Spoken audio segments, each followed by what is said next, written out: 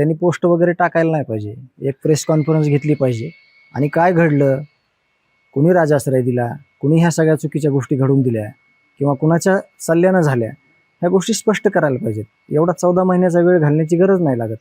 कारण खरंच जर तुम्ही याच्यामध्ये आज बोलायचं आहे, ते कधीतरी बोलायचंच आहे, तर तुम्ही पोस्ट टाकण्यापेक्षा डायरेक्ट बोललं पाहिजे की काय घडलंय, कुणी राजाश्रय दिलाय, कुणी ही हिंमत दिली खून करेपर्यंत लोकांची लेकरं संपवण्यापर्यंतची, किंवा त्यांना नक्कीच सांगितलं असेल की मी आहे, मी काय होऊ देणार नाही. तर असं काहीतरी त्यांच्या डोक्यात असेल तर त्यांनी प्रेस कॉन्फरन्स घेऊन हे सगळं समाजापुढे आणलं पाहिजे. पण इतक्या दिवसानंतर 14 महिन्यानंतर आज पहिली पोस्ट आहे वाल्मिकी कराडाच्या मुलाची. एक शेवटचं त्यांना वाटत असेल की सर्वोच्च न्यायालयामध्ये त्यांचा खूप गडगंज त्यांच्याकडे प्रॉपर्टी आहे, त्यांना राजाश्रय आहे. त्याच्यामुळं पैशाच्या जीवावर त्यांना वाटत असेल की, कारण ते हायकोर्टाच्या बेल ॲप्लिकेशन दाखल केलं होतं त्याच वेळेस त्यांचा हत्ती लावून त्याच्यावर आरोपीची मिरवणूक काढायची तयारी चालू होती.